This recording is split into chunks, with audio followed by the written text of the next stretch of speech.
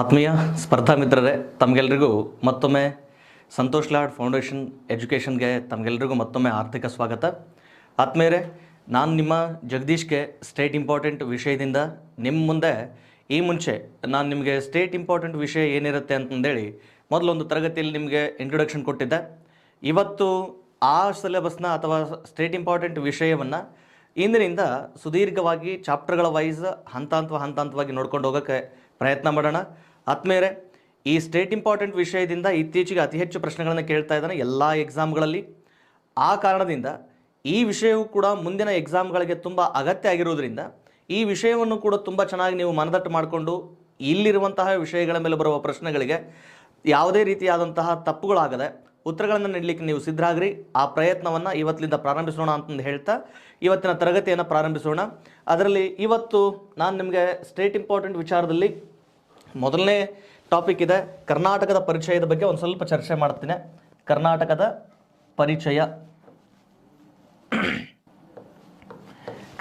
ಪರಿಚಯ ಈಗ ಆಲ್ಮೋಸ್ಟ್ ನಾವೆಲ್ಲ ಕನ್ನಡಿಗರು.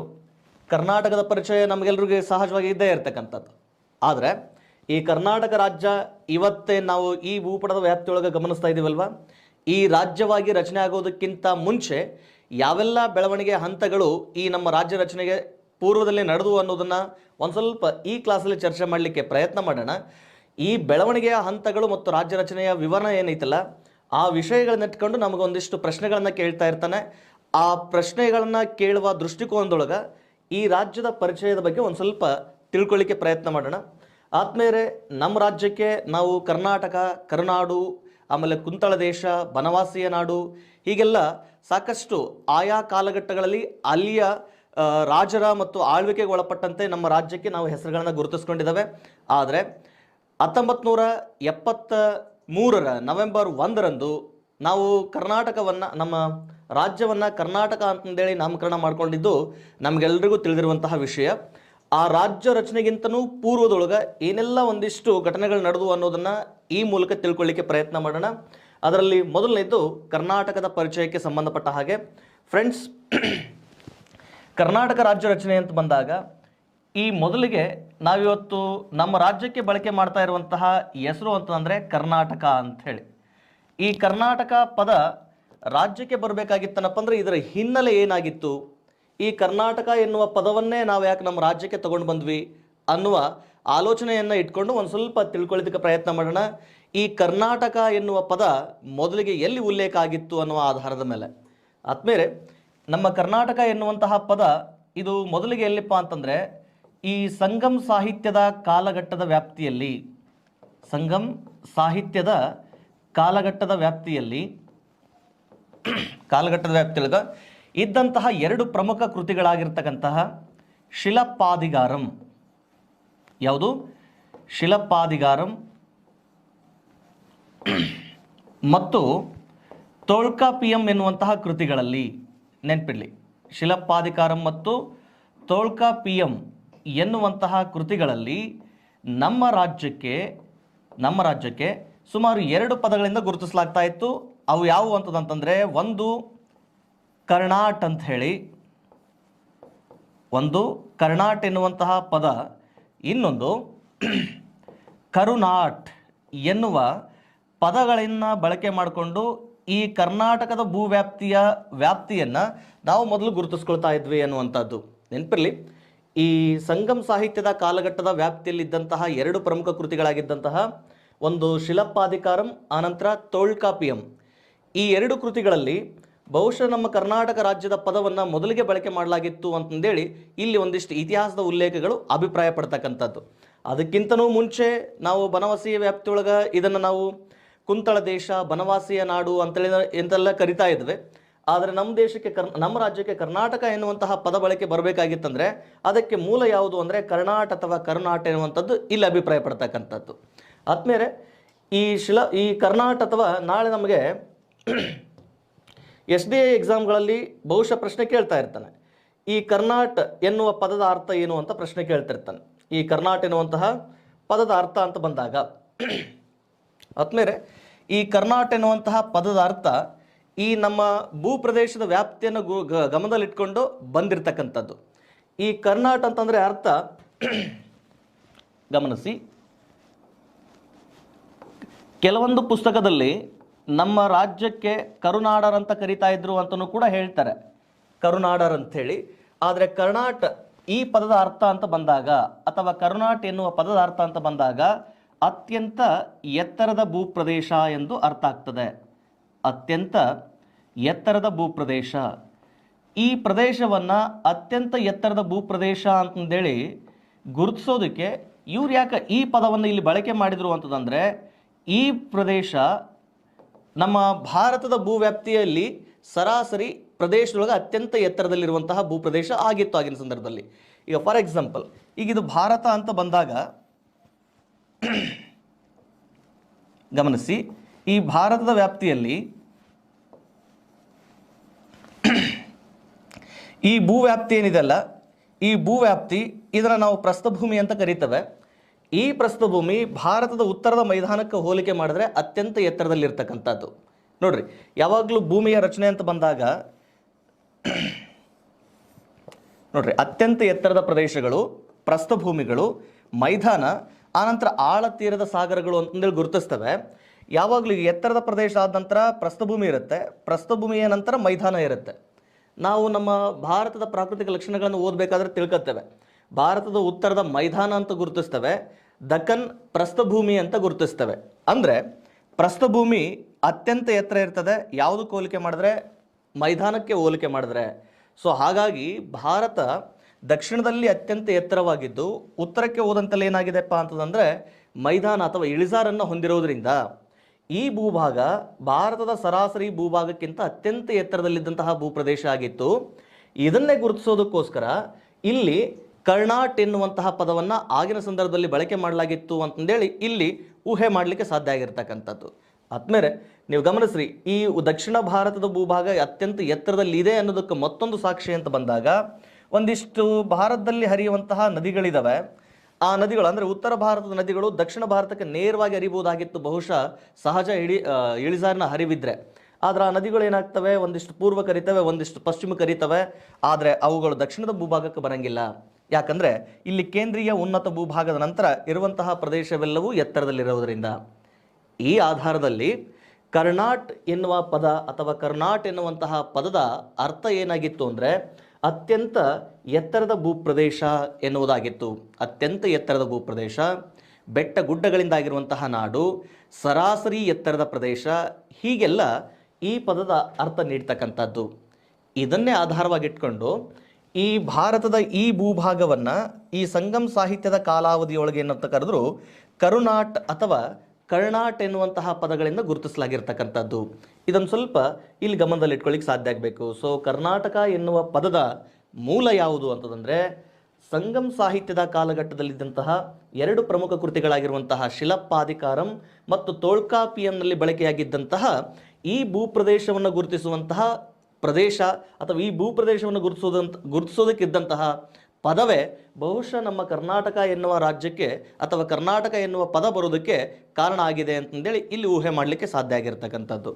ಎಸ್ ಆದ್ಮೇಲೆ ಈಗ ಸಂಗಮ್ ಸಾಹಿತ್ಯದ ಕಾಲಘಟ್ಟ ಅಂತ ಬಂದಾಗ ಒಂದು ಸ್ವಲ್ಪ ಹಿಂದಿನ ಒಂದೀಟು ವ್ಯಾಪ್ತಿಯನ್ನು ಗಮನಿಸ್ಕೊಂಡಾಗ ಆದ್ಮೇಲೆ ಈಗ ಸಂಗಮ್ ಸಾಹಿತ್ಯದ ವ್ಯಾಪ್ತಿ ಅಂತ ಬಂದಾಗ ಸಂಗಮ್ ಸಾಹಿತ್ಯದ ವ್ಯಾಪ್ತಿ ಅಂತ ಬಂದಾಗ ಈಗ ಇಲ್ಲಿ ಒಂದಿಷ್ಟು ಪಂಚ ದ್ರಾವಿಡ ಭಾಷೆಗಳ ಸಾಹಿತಿಗಳ ಸಂಗಮವೇ ಸಂಗಮ್ ಕಾಲದ ಸಾಹಿತ್ಯ ಕಾಲಘಟ್ಟ ಆಗಿತ್ತು ಅಂತಂದೇಳಿ ಕೆಲವೊಬ್ಬರು ಅಭಿಪ್ರಾಯ ಪಡ್ತಾರೆ.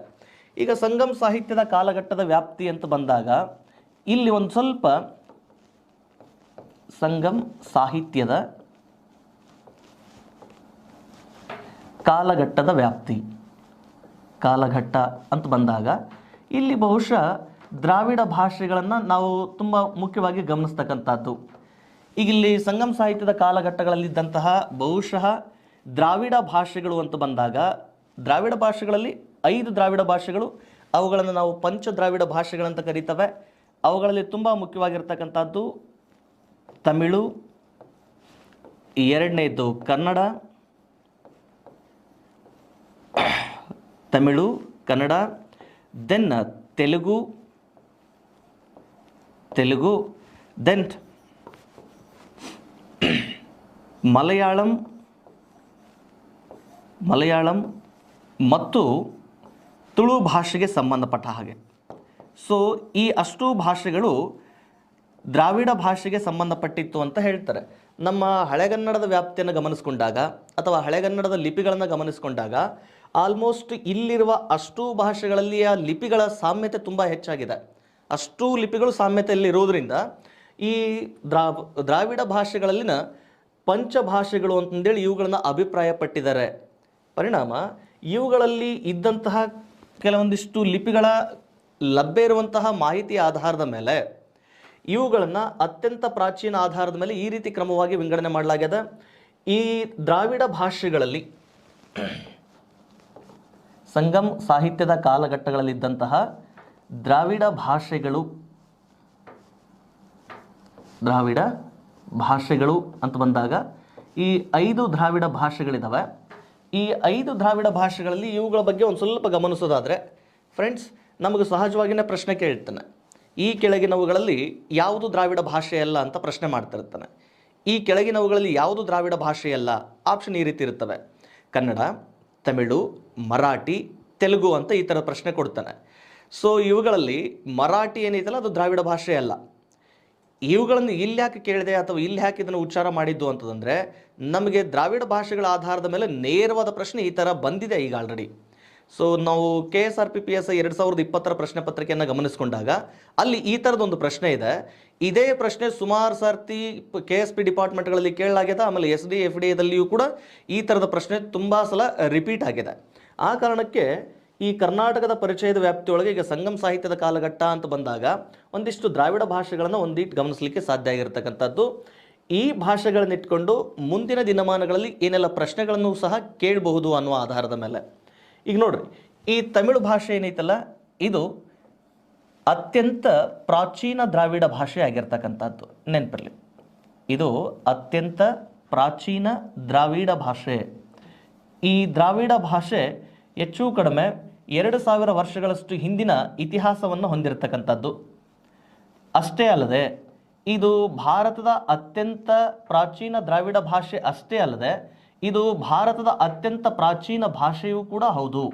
ಯಾವುದು? ತಮಿಳು.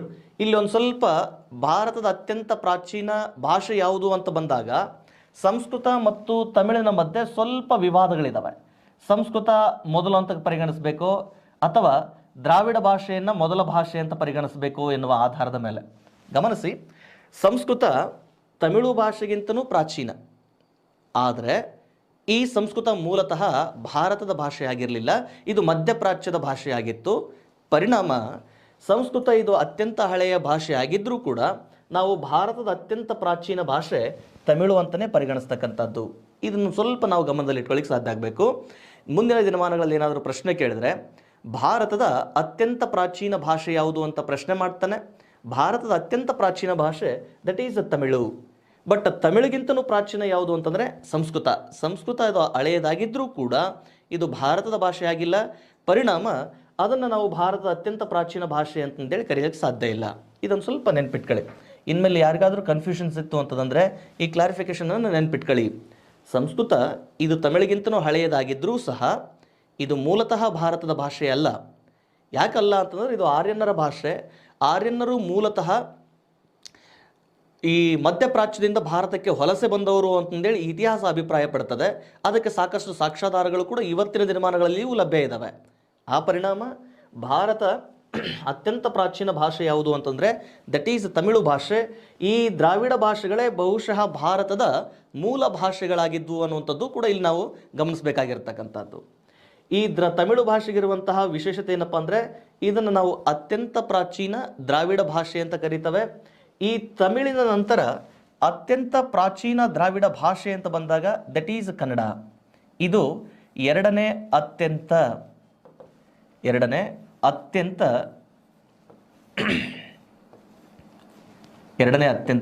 ಪ್ರಾಚೀನ ದ್ರಾವಿಡ ಭಾಷೆ ಯಾವುದು ಅಂತಂದರೆ ದಟ್ ಈಸ್ ಕನ್ನಡ. ನಾಳೆ ನಿಮಗೆ ಈ ಥರದ್ದೆಲ್ಲ ಪ್ರಶ್ನೆ ಕೇಳ್ತಾನೆ. ಈಗ ಆಲ್ರೆಡಿ ಒಂದ್ಸಲ ಪ್ರಶ್ನೆ ಮಾಡಿದ್ದಾನೆ, ಏನು ಭಾರತದ ಅತ್ಯಂತ ಪ್ರಾಚೀನ ಭಾಷೆ, ಆನಂತರ ಅತ್ಯಂತ ಪ್ರಾಚೀನ ದ್ರಾವಿಡ ಭಾಷೆ ಅಂತ ಪ್ರಶ್ನೆ ಕೇಳಿದಾನೆ. That is Tamil. ತಮಿಳಿನ ನಂತರ ಅತ್ಯಂತ ಪ್ರಾಚೀನ ಕನ್ನಡ ಭಾಷೆಯ ಅತ್ಯಂತ ಪ್ರಾಚೀನ ದ್ರಾವಿಡ ಭಾಷೆ ಯಾವುದು ಅಂತ ಪ್ರಶ್ನೆ ಮಾಡಿದ್ರೆ ಅಲ್ಲಿ ಬಹುಶಃ ಉತ್ತರ ಕನ್ನಡ ಆಗಿರ್ತದೆ, ನೆನ್ಪಿಟ್ಕೊಳ್ಳಿ. ಅತ್ಯಂತ ಪ್ರಾಚೀನ ತಮಿಳು, ತಮಿಳಿನ ನಂತರ ಪ್ರಾಚೀನ ದ್ರಾವಿಡ ಭಾಷೆ ಅಂದರೆ ದಟ್ ಈಸ್ ಕನ್ನಡ. ಓಕೆನಾ? ಅದಾದಮೇಲೆ ದೆನ್ ನೆಕ್ಸ್ಟ್ ಮೂರನೇ ಪ್ರಾಚೀನ ತೆಲುಗು ಅಂತಂದೇಳಿ ಅಭಿಪ್ರಾಯ ಪಡ್ತವೆ. ಆನಂತರ ತಮಿಳ್ ನಂತರ ಮಲಯಾಳಂ, ಮಲಯಾಳಂ ನಂತರ ತುಳು ಎನ್ನುವಂತಹ ಭಾಷೆಯಾಗಿರ್ತಕ್ಕಂಥದ್ದು. ಆದ್ಮೇಲೆ ನೀವಿಲ್ಲಿ ಗಮನಿಸಬೇಕಾಗಿರೋದು, ಈ ತೆಲುಗು ಭಾಷೆಗೆ ಸಂಬಂಧಪಟ್ಟ ಹಾಗೆ ಮತ್ತೇನು ಪ್ರಶ್ನೆ ಕೇಳ್ತಾನೆ ಅಂತಂದೇಳಿ, ತಮಿಳು ಭಾಷೆಗೆ ಸಂಬಂಧಪಟ್ಟ ಹಾಗೆ ಮತ್ತೇನು ಭಾಷೆ ಕೇಳ್ಬೋದು ಅಂತಂದೇಳಿ. ಎಸ್, ಇಲ್ಲಿ ಗಮನಿಸಿ, ಇಲ್ಲಿ ತೆಲುಗು ಭಾಷೆ ಭಾರತದಲ್ಲಿ ಈ ತಮಿಳು ಮತ್ತು ಕನ್ನಡ ಭಾಷೆ ಮಾತನಾಡೋರಕ್ಕಿಂತನೂ ಹೆಚ್ಚಾಗಿರುವಂತಹ ಜನಸಂಖ್ಯೆ ತೆಲುಗು ಭಾಷೆಯದ್ದಾಗಿರ್ತಕ್ಕಂಥದ್ದು. ಅಂದರೆ ಭಾರತದಲ್ಲಿ ದ್ರಾವಿಡ ಭಾಷೆಗಳಲ್ಲಿ ಅತಿ ಹೆಚ್ಚು ಜನ ಮಾತನಾಡುವ ಭಾಷೆ ಯಾವುದು ಅಂದರೆ ದಟ್ ಈಸ್ ತೆಲುಗು. ಪರಿಣಾಮ ಈ ದ್ರಾವಿಡ ಭಾಷೆಗಳಲ್ಲಿ ಅತಿ ಹೆಚ್ಚು ಜನ ಮಾತನಾಡುವ ಭಾಷೆ ತೆಲುಗು ಆಗಿರೋದ್ರಿಂದ ತೆಲುಗುಗೆ ಸಂಬಂಧಪಟ್ಟಾಗ ನಮಗೆ ಪ್ರಶ್ನೆ ಕೇಳ್ತಾನೆ, ಅತಿ ಹೆಚ್ಚು ವ್ಯಾಪ್ತಿಯನ್ನು ಹೊಂದಿರುವ, ಅತಿ ಹೆಚ್ಚು ವ್ಯಾಪ್ತಿ ಹೊಂದಿರುವ ಅಥವಾ ಅತಿ ಹೆಚ್ಚು ವಿಶಾಲ ವ್ಯಾಪ್ತಿಯನ್ನು ಹೊಂದಿರುವ ದ್ರಾವಿಡ ಭಾಷೆ ಯಾವುದು ಅಂತ ಬಂದಾಗ ದಟ್ ಈಸ್ ತೆಲುಗು. ನೆನಪಿರಲಿ ನೋಡ್ರಿ, ಇದ್ರ ಮೇಲೆ ಏನೆಲ್ಲ ಸಾಮಾನ್ಯ ಜ್ಞಾನದ ಆಧಾರದ ಮೇಲೆ ಪ್ರಶ್ನೆಗಳು ಬರಬಹುದು ಅನ್ನುವ ಆಧಾರವನ್ನು ಗಮನಿಸಿದಾಗ ಈ ದ್ರಾವಿಡ ಭಾಷೆಗಳಲ್ಲಿ ಅತಿ ಹೆಚ್ಚು ಜನ ಮಾತನಾಡುವ ಭಾಷೆ ಅಂದರೆ ದಟ್ ಈಸ್ ತೆಲುಗು.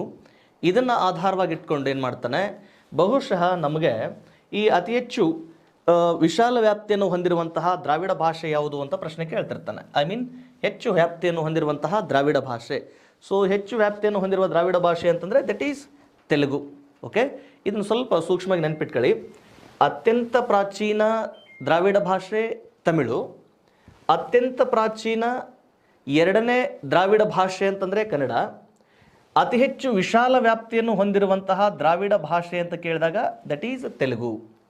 ಫ್ರೆಂಡ್ಸ್, ಭಾರತದಲ್ಲಿ ಅತ್ಯಂತ ಪ್ರಾಚೀನತೆಯನ್ನು ಹೊಂದಿರುವಂತಹ ಭಾಷೆಗಳನ್ನು ಗಮನದಲ್ಲಿಟ್ಕೊಂಡು ಆ ಪ್ರಾಚೀನ ಭಾಷೆಗಳ ಉಳಿವನ್ನು ಆಮೇಲೆ ಅವುಗಳ ಬೆಳವಣಿಗೆಯನ್ನು ಪ್ರೋತ್ಸಾಹಿಸಬೇಕು ಅನ್ನುವ ಕಾರಣಕ್ಕೆ ಈ ಪ್ರಾಚೀನ ಭಾಷೆಗಳನ್ನು ಗುರುತಿಸಿ ಅವುಗಳಿಗೆ ಭಾರತದೊಳಗೆ ಏನು ಮಾಡಿದ್ದಾರೆ, ಶಾಸ್ತ್ರೀಯ ಸ್ಥಾನಮಾನವನ್ನು ನೀಡಿದ್ದಾರೆ.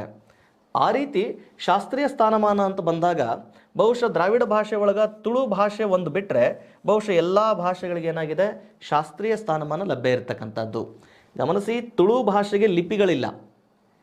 ಪರಿಣಾಮ ಬಹುಶಃ ಇದು ಅತ್ಯಂತ ಪ್ರಾಚೀನ ಭಾಷೆ ಆಗಿತ್ತು ಅನ್ನೋದಕ್ಕೆ ಬಹುಶಃ ಉಲ್ಲೇಖಗಳು ಲಭ್ಯ ಇರಲಿಕ್ಕೆ ಆಗಿದೆಯೋ ಅಥವಾ ಇಲ್ವೋ ಅದೊಂದಿಷ್ಟು ಒಂದು ಸ್ವಲ್ಪ ವಿವಾದ ಇದೆ.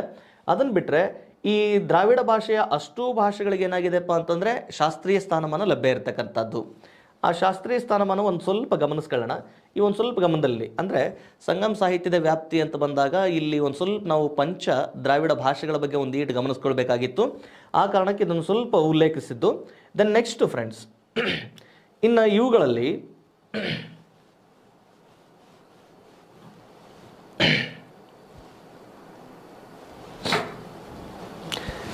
ಈಗ ನೆಕ್ಸ್ಟು ಈ ದ್ರಾವಿಡ ಭಾಷೆಗಳಿಗೆ ಒಂದು ಸ್ವಲ್ಪ ಶಾಸ್ತ್ರೀಯ ಸ್ಥಾನಮಾನ ಅಂತ ಬಂದಾಗ ಇದನ್ನೊಂದಿಷ್ಟು ಗಮನಿಸ್ಕೊಳ್ಳಿ. ಇವು ಒಂದಿಷ್ಟು ಪ್ರಶ್ನೆ ಕೇಳ್ತಾನೆ ನಿಮಗೆ.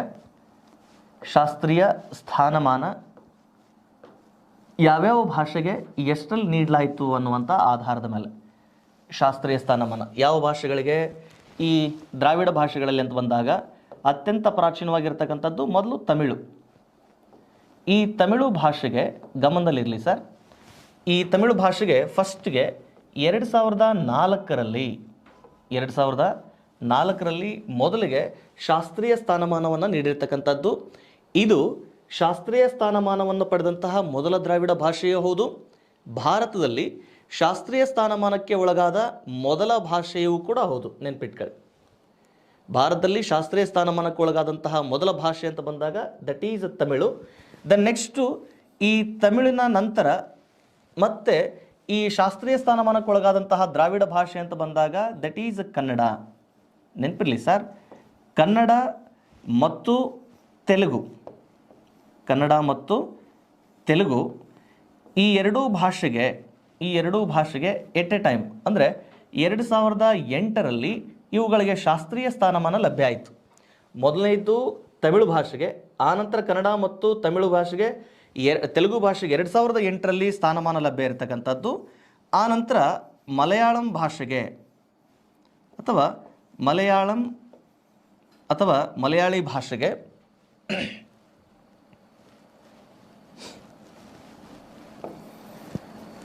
ಮಲಯಾಳಂ ಭಾಷೆಗೆ 2013ರಲ್ಲಿ ನೆನಪಿರಲಿ, 2013ರಲ್ಲಿ ಈ ಒಂದು ಶಾಸ್ತ್ರೀಯ ಸ್ಥಾನಮಾನ ಲಭ್ಯ ಇರತಕ್ಕಂಥದ್ದು.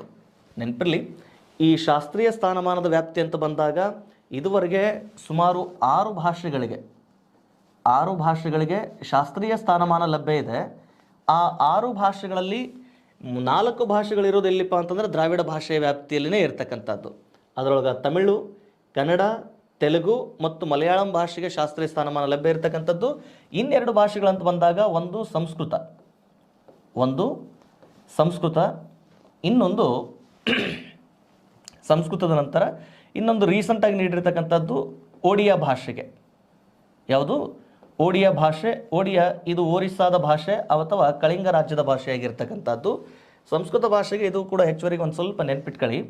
2005 ಅಥವಾ 6ನೇ ಸಾಲಿನೊಳಗೆ ಈ ಸಂಸ್ಕೃತ ಭಾಷೆಗೆ ಶಾಸ್ತ್ರೀಯ ಸ್ಥಾನಮಾನ ನೀಡಲಾಯಿತು ಅಂತ ಹೇಳ್ತಾರೆ.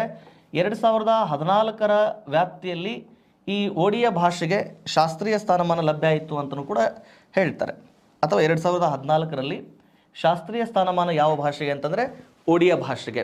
ಅಂದರೆ ಭಾರತದಲ್ಲಿ ಶಾಸ್ತ್ರೀಯ ಸ್ಥಾನಮಾನ ಪಡೆದಂತಹ ದ್ರಾವಿಡ ಭಾಷೆಗಳು, ಆನಂತರ ಭಾರತದಲ್ಲಿ ಶಾಸ್ತ್ರೀಯ ಸ್ಥಾನಮಾನ ಪಡೆದಂತಹ ದ್ರಾವಿಡೇತರ ಭಾಷೆಗಳು, ಇವನು ಸ್ವಲ್ಪ ಗಮನದಲ್ಲಿ ಇಟ್ಕೊಳ್ಳಿಕ್ಕೆ ಸಾಧ್ಯ ಆಗಲಿ. ಈ ಕೆಳಗಿನ ಯಾವ ದ್ರಾವಿಡೇತರ ಭಾಷೆ ಶಾಸ್ತ್ರೀಯ ಸ್ಥಾನಮಾನಕ್ಕೆ ಒಳಗಾಗಿದೆ ಅಥವಾ ಈ ಕೆಳಗಿನ ಯಾವ ದ್ರಾವಿಡೇತರ ಭಾಷೆಗೆ ಇನ್ನೂ ಶಾಸ್ತ್ರೀಯ ಸ್ಥಾನಮಾನ ಲಭ್ಯವಿಲ್ಲ ಎನ್ನುವ ಆಧಾರದ ಮೇಲೆ ಬಹುಶಃ ನಿಮಗೆ ಪ್ರಶ್ನೆಗಳನ್ನು ಕೇಳೋ ಸಾಧ್ಯತೆಗಳಿರ್ತವೆ. ಆ ಆಧಾರದ ಮೇಲೆ ಇದೊಂದು ಸ್ವಲ್ಪ ನೆನ್ಪಿಟ್ಕೊಳ್ಳಿ. ನೋಡ್ರಿ, ಈ ಕರ್ನಾಟಕ ಎನ್ನುವ ಪದದ ಹಿನ್ನೆಲೆಯನ್ನು ಇಟ್ಕೊಂಡಾಗ ಬಹುಶಃ ಇದೆಲ್ಲವನ್ನು ನಾವು ಗಮನಿಸಲಿಕ್ಕೆ ಸಾಧ್ಯ ಆಗಿರ್ತಕ್ಕಂಥದ್ದು. ಈ ಪರಿಣಾಮವೇ ಇವತ್ತು ಸ್ಟೇಟ್ ಇಂಪಾರ್ಟೆಂಟ್ ಅಥವಾ ಕರ್ನಾಟಕ ರಾಜ್ಯದ ಪ್ರಾಮುಖ್ಯತೆಗೆ ಸಂಬಂಧಪಟ್ಟ ಹಾಗೆ ಈ ವಿಷಯ ಹೆಚ್ಚು ಇವತ್ತು ನಮಗೆ ಅನುಕೂಲವನ್ನು ಕಲ್ಪಿಸಿಕೊಟ್ಟಿದೆ. ಯಾವ ಕಾರಣಕ್ಕೆ ಅಂದರೆ ಮುಂದಿನ ದಿನಮಾನಗಳಲ್ಲಿ ನಡೆಯಬಹುದಾದಂತಹ ಕಾಂಪಿಟೇಟಿವ್ ಎಕ್ಸಾಮ್ಗೆ ಬರಬಹುದಾದಂತಹ ಪ್ರಶ್ನೆಗಳು ಈ ವಿಷಯವನ್ನು ಆಧರಿಸಿ ಇರುವ ಒಂದು ಕಾರಣಕ್ಕಾಗಿ. ಸೊ ಹಾಗಾಗಿ ಇದನ್ನು ಸ್ವಲ್ಪ ನೆನ್ಪಿಟ್ಕೊಳ್ಳಿಕ್ಕೆ ಸಾಧ್ಯ ಆಗಲಿ. ಸೊ ಇದು ಯಾವ ಭಾಷೆಗೆ ಸಂಬಂಧಪಟ್ಟಿರ್ತಕ್ಕಂಥದ್ದು ಸರ್? ಇದು ಯಾವ ಭಾಷೆಗೆ ಅಂತಂದರೆ ಇದು ಕರ್ನಾಟಕ ರಾಜ್ಯಕ್ಕೆ ಸಂಬಂಧಪಟ್ಟಿದ್ದು. ಕರ್ನಾಟಕ ಎನ್ನುವಂತಹ ಪದ ಸಂಗಮ ಸಾಹಿತ್ಯದ ಕಾಲಘಟ್ಟದ ವ್ಯಾಪ್ತಿಯೊಳಗಿತ್ತು. ಸೊ ಆ ಸಂಗಮ ಸಾಹಿತ್ಯದ ಕಾಲಘಟ್ಟದಲ್ಲಿದ್ದಂತಹ ಶಿಲಪ್ಪಾಧಿಕಾರಂ ಮತ್ತು ತೊಳ್ಕಾಪಿಯಂ ಎಂತಹ ಕೃತಿಗಳಲ್ಲಿ ಈ ರೀತಿಯ ಪದ ಬಳಕೆಯಾಗಿತ್ತು. ಈ ಸಂಗಮ ಸಾಹಿತ್ಯದ ವ್ಯಾಪ್ತಿ ಅಂತ ಬಂದಾಗ ಇಲ್ಲೊಂದು ಸ್ವಲ್ಪ ಪಂಚದ್ರಾವಿಡ ಭಾಷೆಗಳು, ಅವುಗಳ ಆಧಾರದ ಮೇಲೆ ಏನೆಲ್ಲ ಪ್ರಶ್ನೆಗಳನ್ನು ಕೇಳಬಹುದು ಅನ್ನೋದನ್ನು ನಾವು ಸೂಕ್ಷ್ಮವಾಗಿ ಗಮನಿಸ್ಕೊಂಡಿರ್ತಕ್ಕಂಥದ್ದು. ಅದಾದಮೇಲೆ ಫ್ರೆಂಡ್ಸ್, ಆಮೇಲೆ ಈಗಿನ ಕರ್ನಾಟಕದ ಭೂ ವ್ಯಾಪ್ತಿಗೆ ಸಂಬಂಧಪಟ್ಟ ಹಾಗೆ ಇವತ್ತಿನ ನಾವೇನು ಕರ್ನಾಟಕದ ಭೂ ವ್ಯಾಪ್ತಿ ಗಮನಿಸ್ತಾ ಇದ್ದೀವಲ್ವ, ಈಗ ಈ ಕರ್ನಾಟಕದ ಭೂ ವ್ಯಾಪ್ತಿ ಅಂತ ಬಂದಾಗ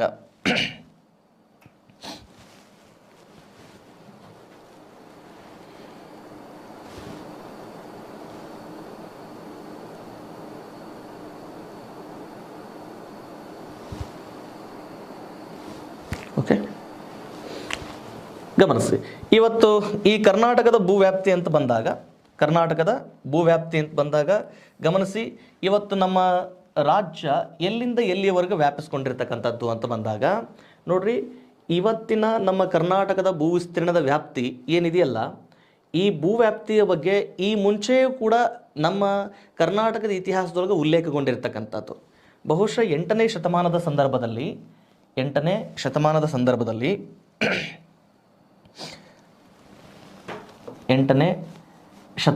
ಸಂದರ್ಭದೊಳಗೆ ಈ ರಾಷ್ಟ್ರಕೂಟರ ಆಸ್ಥಾನದಲ್ಲಿದ್ದಂತಹ ಶ್ರೀ ವಿಜಯನ ಕವಿರಾಜ ಮಾರ್ಗದ ಕೃತಿಯಲ್ಲಿ ನೆನಪಿರಲಿ, ನಮ್ಮ ರಾಜ್ಯದ ವಿಸ್ತೀರ್ಣಕ್ಕೆ ಸಂಬಂಧಪಟ್ಟ ಹಾಗೆ ಒಂದಿಷ್ಟು ಉಲ್ಲೇಖ ಇದೆ. ಆ ಶ್ರೀ ವಿಜಯನ ಕವಿರಾಜ ಮಾರ್ಗದ ವ್ಯಾಪ್ತಿಯೊಳಗೆ ಒಂದಿಷ್ಟು ಇಲ್ಲೇನಪ್ಪ ಅಂತಂದರೆ ಅವನಲ್ಲಿ ಉಲ್ಲೇಖ ವ್ಯಕ್ತಪಡಿಸ್ತಾನೆ. ಈ ಕರ್ನಾಟಕ ಅಥವಾ ಕನ್ನಡ ಎನ್ನುವಂತಹ ರಾಜ್ಯ ಎಲ್ಲಿಂದ ಎಲ್ಲಿವರೆಗಿತ್ತು ಅಂತ ಕೇಳಿದಾಗ ಅವನು ಹೇಳ್ತಾನೆ, ಕಾವೇರಿಯಿಂದ ಗೋದಾವರಿವರೆ ಮಿರ್ದ ನಾಡಾದ ಕನ್ನಡದೋಳ್ ಭಾವಿಸಿದ ಜನಪದಂ ಅಂತಂದೇಳಿ. ನೆನಪಿರಲಿ, ಕಾವೇರಿಯಿಂದ ಗೋದಾವರಿವರೆ ಮಿರ್ದ ನಾಡಾದ ಕನ್ನಡದೋಳ್ ಭಾವಿಸಿದ ಜನಪದ ಈಸ್ ನಥಿಂಗ್ ಬಟ್ ರಾಜ್ಯ ಅಂತಂದೇಳಿ ಆಗಿನ ಸಂದರ್ಭದಲ್ಲಿ ಇರ್ತಕ್ಕಂಥದ್ದು. ಎಲ್ಲಿಂದ ಎಲ್ಲಿಯವರೆಗಿತ್ತು? ಕಾವೇರಿಯಿಂದ ಗೋದಾವರಿಯವರೆಗೆ ಕರ್ನಾಟಕದ ರಾಜ್ಯ ವಿಸ್ತೀರ್ಣಗೊಂಡಿತ್ತು ಅಂತಂದೇಳಿ ಅಥವಾ ಕರ್ನಾಟಕ ರಾಜ್ಯ ವ್ಯಾಪ್ತಿ ವಿಶಾಲವಾಗಿ ಹರಡಿತ್ತು ಅಂತೇಳಿ ಅವನು ಅಭಿಪ್ರಾಯ ಪಡ್ತಾನೆ. ಬಹುಶಃ ಇವತ್ತಿಗೂ ಕೂಡ ಅದು ಬಹುಶಃ ಸಾಧ್ಯ ಆಗಿರಲಿಕ್ಕೆ, ಆವತ್ತಿನ ರಾಜ್ಯದ ವಿಸ್ತೀರ್ಣದ ವ್ಯಾಪ್ತಿ ಇವತ್ತಿಗೂ ಕೂಡ ಹಾಗೇ ಇದೆ ಅನ್ನುವಂಥದ್ದು ನಮಗೀಗ ಪ್ರಸ್ತುತ ಖುಷಿ ಪಡುವಂತಹ ವಿಚಾರ. ಹೇಗೆ ಅಂತ ಬಂದಾಗ ದಕ್ಷಿಣದಲ್ಲಿ ನಮ್ಮದು ಕಾವೇರಿ ನದಿಯ ಜಲಾನಯನ ವ್ಯಾಪ್ತಿಯಿಂದ ಆರಂಭಗೊಳ್ತದೆ. ಹಾಗೆ ಉತ್ತರದಲ್ಲಿಯೂ ಸಹ ಗೋದಾವರಿ ನದಿಯ ಜಲಾನಯನ ವ್ಯಾಪ್ತಿಯವರೆಗೂ ನಮ್ಮ ರಾಜ್ಯ ವ್ಯಾಪಿಸ್ಕೊಂಡಿರ್ತಕ್ಕಂಥದ್ದು. ಎಷ್ಟೋ ಜನರಿಗೆ ಸರ್ ಗೋದಾವರಿ ನದಿ ಕರ್ನಾಟಕದಲ್ಲಿ ಹರಿಯಂಗಿಲ್ಲ, ಅದೇ ಗೋದಾವರಿ ಜಲಾನಯನ ವ್ಯಾಪ್ತಿ ಅಂತ ಬಂದಾಗ, ಗೋದಾವರಿ ನದಿಯನ್ನು ಹೋಗಿ ಸೇರುವಂತಹ ಮಾಂಜಾರ ನದಿ ಕರ್ನಾಟಕದ ಮೂಲಕ ಹಾದು ಹೋಗ್ತದೆ, ಕರ್ನಾಟಕದ ಬೀದರ್ ಜಿಲ್ಲೆಯ ಮೂಲಕ ಹಾದು ಹೋಗ್ತದೆ. ಸೊ ಪರಿಣಾಮ ಕರ್ನಾಟಕದ ಬೀದರ್ ಜಿಲ್ಲೆಯ ವ್ಯಾಪ್ತಿಯೂ ಸಹ ಗೋದಾವರಿ ನದಿಯ ಜಲಾನಯನ ವ್ಯಾಪ್ತಿಗೆ ಸಂಬಂಧಪಡ್ತದೆ. ಹಾಗಾಗಿ ಸೊ ಕರ್ನಾಟಕದ ಭೂವ್ಯಾಪ್ತಿ ಎಲ್ಲಿಂದ ಎಲ್ಲಿವರೆಗಿದೆ ಸರ್? ಕಾವೇರಿ ನದಿಯಿಂದ ಆನಂತರ ಗೋದಾವರಿ ನದಿಯ ವ್ಯಾಪ್ತಿಯವರೆಗೂ ಕೂಡ ಇವತ್ತು ವ್ಯಾಪಿಸ್ಕೊಂಡಿರ್ತಕ್ಕಂಥದ್ದು. ಈ ವ್ಯಾಪ್ತಿಗೆ ಸಂಬಂಧಪಟ್ಟ ಹಾಗೆ ಮೊದಲಿಗೆ ಉಲ್ಲೇಖಗೊಂಡಿದ್ದಂತಹ ಕೃತಿ ಅಂತಂದರೆ ದಟ್ ಈಸ್ ಕವಿರಾಜ ಮಾರ್ಗ. ಆ ಕವಿರಾಜ ಮಾರ್ಗದೊಳಗೆ ಏನಂತ ಉಲ್ಲೇಖಗೊಂಡಿತ್ತು ಅಂತಂದರೆ, ಕಾವೇರಿಯಿಂದಮ ಗೋದಾವರಿವರೆ ಮೆರೆದ ನಾಡಾದ ಕನ್ನಡದೋಳ್ ಭಾವಿಸಿದ ಜನಪದಂ ಎನ್ನುವಂತಹದ್ದು ಗಮನದಲ್ಲಿರಲಿ. ಈಗ ಕಾವೇರಿಯಿಂದಮ ಗೋದಾವರಿವರೆ ಮೆರೆದ ನಾಡಾದ ಭಾವಿಸಿದ ಜನಪದಂ, ಈ ಒಂದು ಹೇಳಿಕೆಯನ್ನು ಈ SDA ಅಥವಾ FDA ದಂತಹ ಕನ್ನಡ ಎಕ್ಸಾಮ್ಗಳಲ್ಲಿ ಬಹುಶಃ ಈ ಥರದ ಒಂದಿಷ್ಟು ಪದ ನಮ್ಮ ಗುರುಗಳಾಗಿರ್ತಕ್ಕಂಥ ಡಾಕ್ಟರ್ ಮೈಟಿ ರುದ್ರೇಶ್ ಅವರಂಥ ಗುರುಗಳಿಂದ ಪದೇ ಪದೇ ಅವ್ರ ಹತ್ರ ಕೇಳಿರೋದ್ರಿಂದ ಈ ಡೈಲಾಗ್ಗಳು ನಮಗೂ ತುಂಬ ಚೆನ್ನಾಗಿ ನೆನಪುಳಿದಿದ್ದಾವೆ. ಈ ಒಂದು ಕೃತಿಯಲ್ಲಿ ಏನಿದೆ, ಇದು ಈ ಒಂದು ಸಾಲುಗಳನ್ನು ಕೊಡ್ತಾರೆ. ಕಾವೇರಿಯಿಂದ ಗೋದಾವರಿವರೆ ಮೆರೆದ ನಾಡಾದ ಕನ್ನಡದೋಳ್ ಎನ್ನುವಂತಹ ಸಾಲು ಕೊಟ್ಟು, ಈ ಸಾಲುಗಳು ಉಲ್ಲೇಖಗೊಂಡಿದ್ದಂತಹ ಕೃತಿ ಯಾವುದು ಅಂತ ಪ್ರಶ್ನೆ ಕೇಳ್ತಾ ಇರುವಂತಹ ಸಾಧ್ಯತೆ ಇರ್ತದೆ. ಓಕೆನಾ? ಅಥವಾ ಈ ಒಂದು ಸಾಲುಗಳು ಯಾವ ಕೃತಿಯಲ್ಲಿ ಉಲ್ಲೇಖಗೊಂಡಿದ್ದು, ಆ ಕೃತಿಯ ಕೃತಿಕಾರ ಯಾರು ಅಂತಲೂ ಕೂಡ ಪ್ರಶ್ನೆ ಕೇಳೋ ಸಾಧ್ಯತೆಗಳಿರ್ತವೆ. ಆ ಆಧಾರದ ಮೇಲೆ ಇದನ್ನೊಂದು ಸ್ವಲ್ಪ ನೆನ್ಪಿಟ್ಕೊಳ್ಳಿಕ್ಕೆ ಸಾಧ್ಯ ಆಗಲಿ. ಸೊ ಕರ್ನಾಟಕದ ಭೂವ್ಯಾಪ್ತಿಗೆ ಸಂಬಂಧಪಟ್ಟ ಹಾಗೆ ಮೊದಲಿಗೆ ಎಲ್ಲಿ ಉಲ್ಲೇಖಗೊಂಡಿತ್ತು ಅಂದರೆ 8ನೇ ಶತಮಾನದೊಳಗೆ ಈ ಶ್ರೀ ವಿಜಯ ರಚಿತ ಕವಿರಾಜ ಮಾರ್ಗದ ವ್ಯಾಪ್ತಿಯೊಳಗೆ ಉಲ್ಲೇಖಗೊಂಡಿತ್ತು ಅಂತಂದೇಳಿ ಅಭಿಪ್ರಾಯ ಪಡ್ತಕ್ಕಂಥದ್ದು. ಇದಿಷ್ಟು ರಾಜ್ಯದ ಹೆಸರು, ರಾಜ್ಯದ ಭೂವ್ಯಾಪ್ತಿಗೆ ಸಂಬಂಧಪಟ್ಟಂತಹ ಸ್ವಲ್ಪ ಹಿನ್ನೆಲೆಗೆ ಸಂಬಂಧಪಡ್ತಕ್ಕಂಥದ್ದು.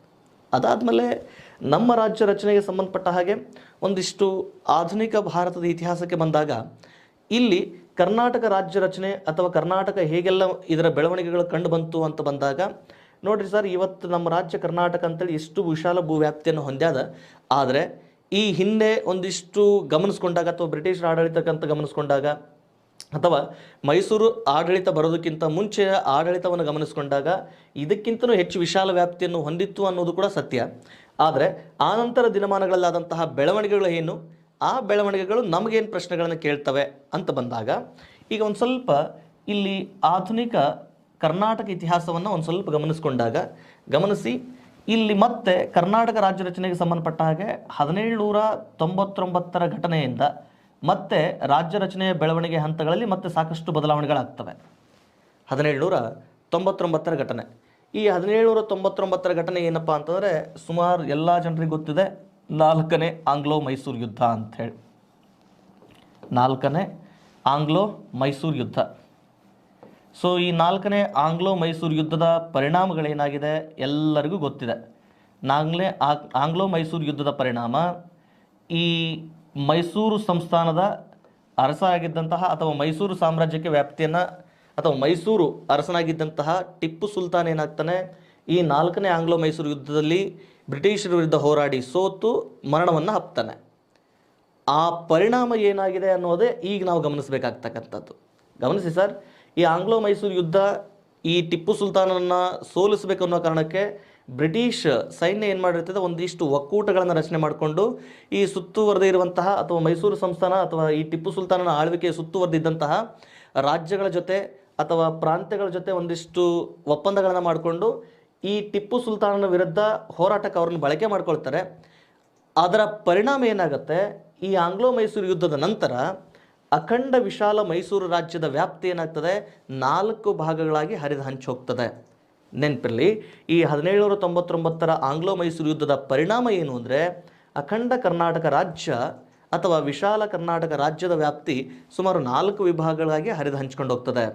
ಹೇಗೆ, ಈಗ ನಾವು ಇವತ್ತೇನು ಇದು ಕಿತ್ತೂರು ಕರ್ನಾಟಕದ ವ್ಯಾಪ್ತಿ ಅಂತ ಗಮನಿಸ್ತಾ ಇದ್ದೇವೆ ನೋಡ್ರಿ. ಕಿತ್ತೂರು ಕರ್ನಾಟಕ ಅಥವಾ ಮುಂಬೈ ಕರ್ನಾಟಕದ ವ್ಯಾಪ್ತಿ